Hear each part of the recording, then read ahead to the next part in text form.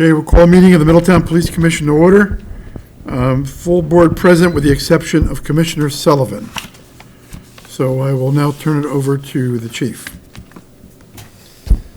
Good afternoon, Mayor and Commissioners. This evening, in addition to our normal agenda, I would request that at the end of the agenda that we go into executive session to discuss personnel matters. How's everyone? Happy New Year. Happy New Year. 2026. Oh, we have some people from the public here. Do we want to hear from the public first? So Whatever you want, sir. Why don't we do that? Anyone from the public have questions or comments? No? Just listening in? Okay, I don't want to keep... Welcome. Oh, you got to come up to the mic and give your name. Oh, I have to go through all that? Well, Can I talk from here? well, it's being recorded. It's live on TV, so, All right, okay, never mind. I'll talk to the chief later. okay. How are you, Gloria? Good, honey. How you doing? Very good. All right, so we'll move on. Next order of business then. Go ahead, chief. All right. So our last meeting we met was November. Our December meeting we did cancel with holidays, and we changed the time in November. So since then, I have some stuff to go over. I did forward to the commission today. I know it was short notice. Just our end of year reports for 2025. These are traditional reports that we do every year to document and identify the number of times officers discharged their weapons. Happy to say it was all for animal purposes, destruction of animals. Use of force report, it breaks down all the uses of force throughout the year, some statistics there, and then an overview summary of our personnel complaints, internal investigations, just to kind of highlight and document what the year looked like for us. So again, I know it was short notice, so I don't know if the commission had the opportunity to review any of those, or if you'd like me to read them in more detail or discuss them. Okay. I have enough information. Maybe you can just summarize the crime stats for the public? Yep. So statistics, I'll jump right into that. Do you want me to do the yearly, or you want me to go through the month by month? No, do the annual. The annual? Okay. So for 2025, our crime statistics, year to date, end of the year. Give me 1 second here. So the department handled 31,945 calls for service. In comparison to 2024 was 32,485. So we saw a slight decrease this year of 2%. Our Part 1 crimes, which are more serious crimes, and they're broken up into property and violent. 2025, the department handled 403 Part 1 offenses in comparison to 610 in 2024. So we saw a 34% decrease in our Part 1 crimes for 2025. Part 2 offenses, 2025, the department investigated 1,157 Part 2 offenses in comparison to 1,551 in 2024, which equates to a 25% decrease. So overall, crime, if we look at Part 1s and Part 2s, combine them together, we investigated 1,560 Part 1, Part 2 crimes collectively in comparison to 2,161 combined crimes in 2024. So we saw a 28% decrease there. So effectively in 2025, our crime that was reported and investigated was down 28% year to date in comparison to 2024. Chief, can you just explain what Part 2 crimes are, just a summary? Yeah, so Part 2 crimes, go right in. I can read them for you. I'll start with Part 1, Mayor, if that's okay. Sure. Some of the Part 1 are more serious crimes. There are 7 categories: murder, rape, robbery, assault, burglary, larceny, and larceny of motor vehicles. And within those categories, there's subcategories as well. Like the rape is forcible touching, sodomy, stuff like that as well. So they're the Part 1 crimes, those 7 categories, and they're broken up into person crimes, such as the rape, robbery, and assault, and then property crimes, the burglary, larceny, and the theft of motor vehicles. So once again, for the year of 2025, Part 1 crimes, we investigated 403. Part 2 crimes, I'm going to just give like a synopsis of it. It's not all inclusive because there's tremendous amount of Part 2 crimes, but some of the ones that we track on a regular basis: arson, narcotics, weapons offenses, sex offenses that don't fall into the category of the rape, forgery and counterfeiting, prostitution, stolen property, criminal mischief, fraud, gambling, Offenses against public order, your disorderly conducts, stuff like that, simple assaults, DWIs, unauthorized use of motor vehicle, and then there's a litany of all other types of offenses that fall into that as well. So for 2025, our Part 2 crimes, we investigated 1,157 of those. They're more the misdemeanor crimes, the less serious crimes. Arson is not considered a part one crime, it's more of a part two?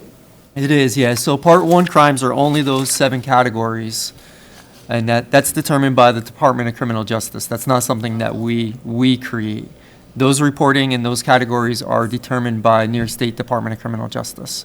And we report to them every month. Not only do we do our numbers, but it gets forwarded to them as well. So anybody could look at the Department of Criminal Justice website and see not just our crime numbers, but all the crime numbers for every department throughout the state. Anything else you would like me to expand upon, Mayor? Nope, that's fine. I just- So additionally, for the year 2025, the department made 2,508 arrests for those various crimes, in addition to some of our quality of life city code crimes. In comparison to 2024, in which we made 2,702 arrests. So we saw a 7% decrease in arrests from 24 to 25. And then just in comparison, traditionally we used to run about a 10% of arrests versus calls. That has come down over the last couple of years. So in 2025, when you take that total number of calls for service, that 31,945, in comparison to the arrests, 2,508, it's 7.8% of the calls end up in some type of an arrest for some type of offense. And the same situation for 2024, it was slightly higher, 8.3%. So we saw a 6% decrease there as well in 2025. Traffic tickets for 2025, we issued 4,178 in comparison to 4,756 in 24. So we did see a decrease there as well of 12%. And parking tickets for 2025, we issued 4,719 in comparison to 5,276. Again, a decrease of 11%. Uses of force in 2025, and this is the incidents that led to a use of force. There could be a couple officers involved in a use of force incident, but just the incidents themselves, there were 66 individual incidents that had some type of use of force in comparison to 85 in 2024, which was a 22% decrease. When we look at the uses of force, those 66 uses of force, when we compare that to the 2,508 arrests for 2025, it equates to 2.5% of arrests had some type of use of force. So pretty low number. And in 2024, when we take those 85 in comparison to 2,702 arrests, it's 3.15%. So traditionally, every month I know I report on the uses of force, and they're in the monthly report that come to the commissioners. That's always running between that 2 and 3%. In the summary report that was issued, forwarded to the commission, it gives a little bit of breakdown as well as part in regards to injuries and some of the trainings that we participate in to continue to reduce those uses of force. So that's our 2025 statistics. Overall, we did a great job, but I don't think it's just specifically to the police department. I think it's a combination of a lot of things. Enforcement, we changed a little bit of our enforcement this year. We did some more directed enforcement on hot spots using some of our grant funding and our technology. Community outreach, we continue to do our community outreach to build upon relationships and, bridge gaps and address concerns. Our neighborhood enhancement unit, they've been trained in the crime prevention through environmental design. So they do a lot of work within the community to find ways to resolve situations without it being a criminal matter. And they've been super, super successful. But in a broader picture, the community has changed. There's a tremendous amount of investment in this community. There's the energy has changed. It's very positive, and I think that plays a huge role in it as well. I think it's collectively all the departments working together, the community working together, and I think it's a great thing to be. And I can tell you, I'm happy with the efforts that my police department puts out day in and day out. And the numbers, they are the numbers, but I think more importantly, I think the sense of security within the community from the residents speaks for itself. And I think that's most important. No matter what the numbers say, it's how our residents feel, how people want to come here, spend their money, spend their time, enjoy the time with their families and places. I think that is what we're all focused on. And I know everybody in this room is focused on that as well. So, but questions, thoughts on our year-to-date numbers? Audience? Any thoughts on our year-to-date numbers?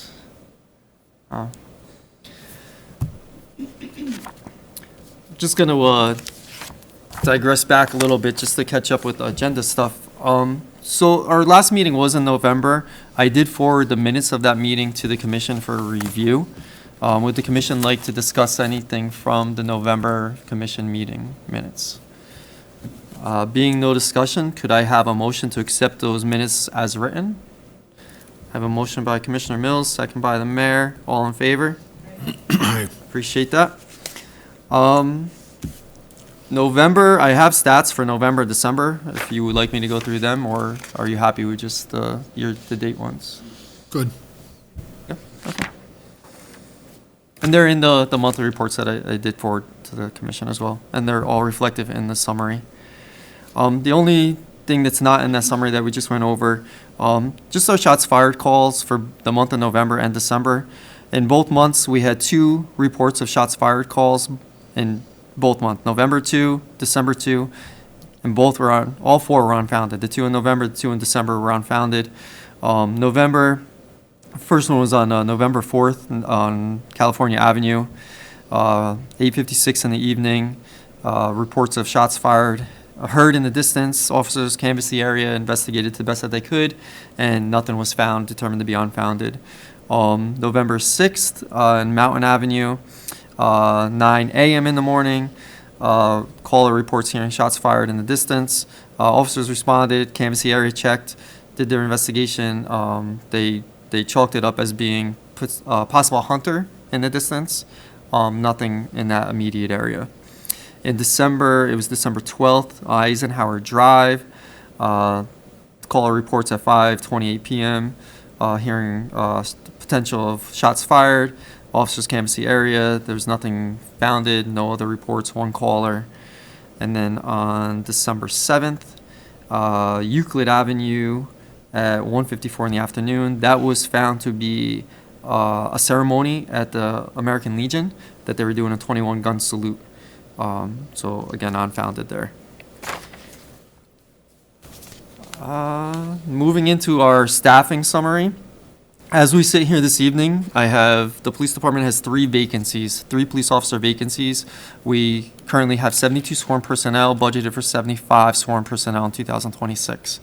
Out of the 72 that I have on the books right now, 2 are on maternity leave. 1 is deployed in National Guard, 1 is in field training, and 2 are in the police academy. So overall, missing from patrol on the road right now, 9 officers. We are doing backgrounds on potential police officer candidates, and if the commission is open to doing so, I potentially will have at least 1 candidate that I can present to the commission in February for interview. The person is a certified police officer, and potentially, as of right now, the background isn't 100% done, but we're pretty close. We just have to fine-tune a couple things, but it looks like a positive candidate so far. And then we'd be presenting, if okay with the commission, probably March for potential hires to go to the police academy to fill some vacancies. The last time we hired in October, one of the 3 candidates, I did email the commission in regards to this. The second week at the police academy resigned from the police academy, decided it wasn't for him, and has moved on to go somewhere else or do something else. We did sit with the individual to talk to him about his experience, and he wasn't happy with some things that happened. We addressed that. We addressed it with the police academy to make sure that everything was on par, and there's been some changes made at the police academy to make sure stuff like that doesn't happen again. We actually offered with this individual, like, if it was just that academy in itself or if it was the profession as a whole, and he said now, in this point in his life, it's time to move on to something else. So I wish him the best, and see where he goes from here. Last meeting, the commission did promote a sergeant and a lieutenant. So newly promoted Sergeant Rob Monaco has been assigned as one of the 12-day patrol shift supervisors on the midnights. And our newly promoted Lieutenant Richard Regino has also been assigned as a patrol shift supervisor on the 8 to 4, 4 to 12 rotation. Both are in their new roles, doing a great job. Obviously adapted very quickly and are great additions to our admin team, our supervisory team. Lieutenant Regino was our TAC sergeant prior to becoming lieutenant. So we filled that spot, the TAC sergeant, with Sergeant Gallagher. He was a sergeant on midnights. Now he is filling the TAC role, which is training, accreditation, and shift coverage. So he's got a lot of hats to wear. He's doing a great job, works with us every day, making sure everything's up to speed. He will be our new person that does all the policy procedure updates, which I did forward the commission some policy procedures, and does a lot of the training. And there's a lot of work that he does, and then fills in when needed. Police Officer Kyle Reed is retiring effective January 23rd. Tomorrow is actually his last day in the building with us, and then he's got a couple days that he's going to use up some time, and then he'll be effectively retired on the 23rd. He's leaving us after 20 years of service. His last 5-6 years have been spent as a school resource officer at Truman Moon. So we wish him the best in his next chapter of life and wherever it takes him. And Kyle was our first DARE graduate. Was he? Yeah. All right. So he followed the role and became a police officer, got himself back in the school. Police Officer James Schoenlieber, also 20-year police officer. He is looking to retire effective February 20th. His last day of work will be Wednesday, February 11th. Officer Reed does not want to do a walkout, luncheon, anything to that effect.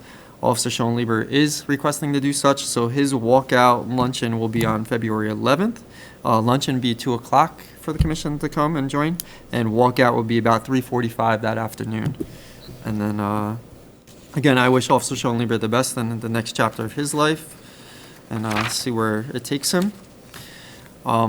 Looking at staffing going forward into 2026, I've been advised that by Sergeant Jacqueline Welch and Detective Ahmed Artola that they will both be retiring probably in the first half of 2026. Both very big roles to fill, so that'll be something we'll be discussing as we get closer. Detective Artola is going to be in May. Sergeant Welch has not given me a specific date yet, but I believe from conversation, it's going to be sometime from the end of February into possibly March or April. So it'll come upon us pretty quick. Last time we met, I shared with the commission Officer Brownstein's success as a traffic officer. We did assign him for a few months to help us combat some of our traffic complaints. So he started the assignment on October 5th. And worked in that assignment through December 31st with time off and different things, but he did a total of 47 shifts as the dedicated traffic car.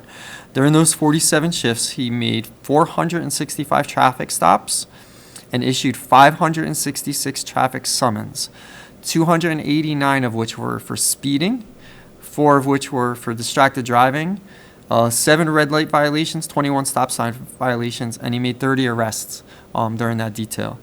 Super successful, helped us address some of our high complaint areas, used our new technology, the Urban SDK traffic software, to help focus his enforcement on locations and times of day to be more successful.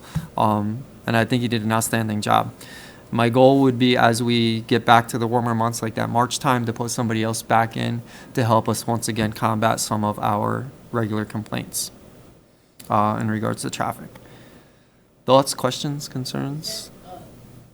Technology gonna move on to 2027? I would hope so. I have it in my budget for this year, so we're good for this entire year. And then as I work into the 2027 budget later this year, it is a great tool. You got to see it at the constituent meeting. It is a very effective tool. We do enjoy using it. And there's multiple purposes for it other than just finding speed. I do not know. To my knowledge, we are the only Gloria, department. I got to stop the back and forth of the questions. You can only comment during the public part of the meeting, okay? Any other thoughts on staffing, Commission? No? So do we have any backgrounds? We do. We're doing 5. We're losing a couple people. I just gave Sergeant McCacci 5 more on Tuesday, I think it was. It was Monday or Tuesday. It was this week. I gave him 5 more to keep up. Like I said, we have 3 vacancies now. We have Officer Reed, Officer Schoenlieber leaving, and then Sergeant Welch and Detective Artola. So there'll be some opportunity. 7. Yeah. Is there another police academy scheduled? Yeah, it'll start May. I have the date. It's May. Oh, so they're out. What's that? They're out. They're for 6 months. Yeah, really, from the time with the academy and field training, it's a year Yeah. before we see the individual. Officer Warden is going through field training. He's doing an outstanding job. We're looking at probably March for him to be ready. One of the officers on maternity leave is scheduled to return in February. One is going out in February. Our officer that's deployed right now, as of right now, that's scheduled to return in March, but there's no guarantees because they could change their orders. And we're hoping that he's able to come back and help us out. But some of the staffing challenges, but we do what we can, moving people around and addressing them. I have a tremendous list of trainings that we participated in November and December. I'll just read through them real quick. If you want to talk about any of them or know anything more about them, by all means. Defensive Tactics Instructor, Instructor Development, Field Training Officer Course, New York Women in Law Enforcement Conference, Roadmap to Wellness, Drone in Service, Dispatcher Active Shooter Training, Orange and Rockland Active Shooter Training, Niche Instructor.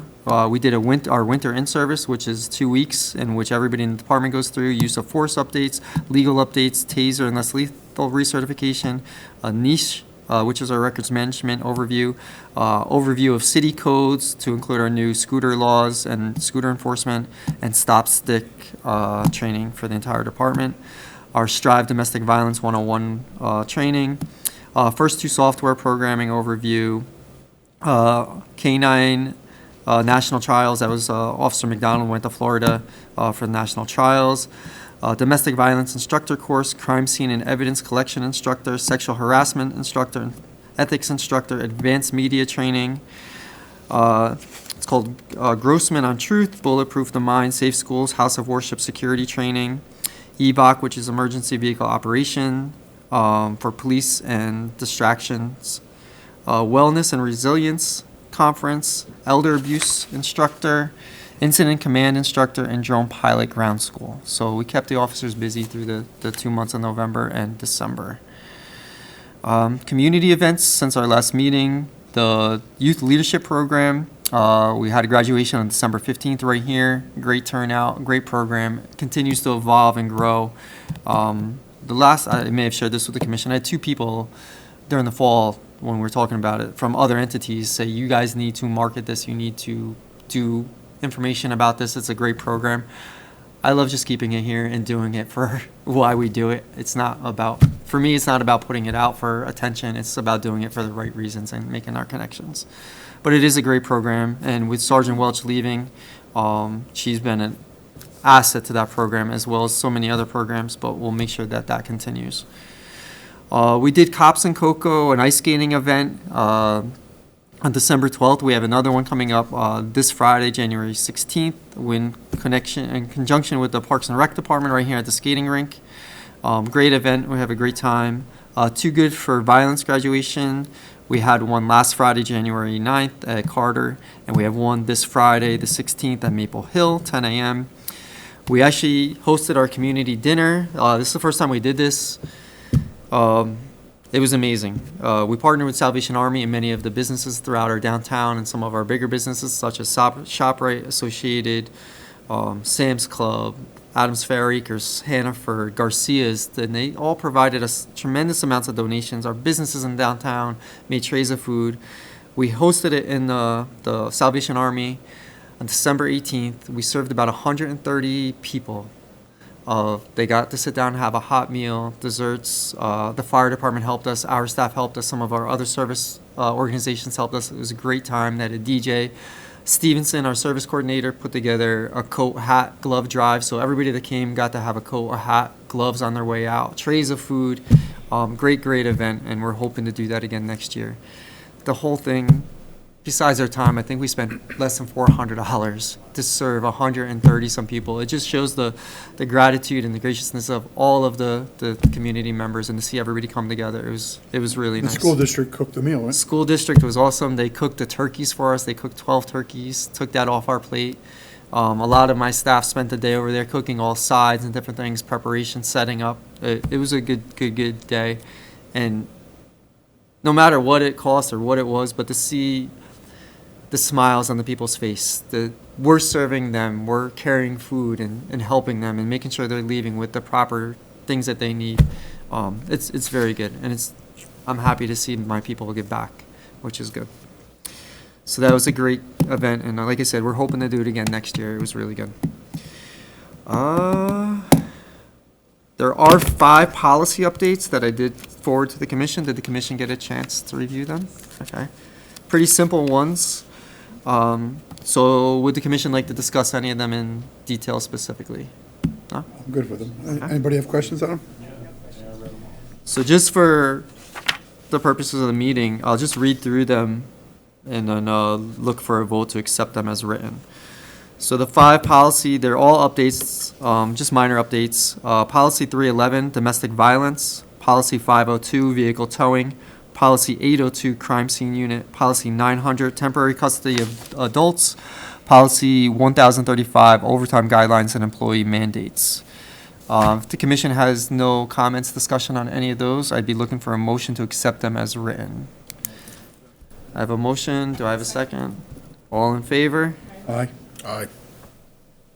I appreciate that. Thank you. That's, other than stuff for executive session, that's all I have on my agenda. Does the commission have anything they would like to discuss? I think we're good. Good. Make a motion.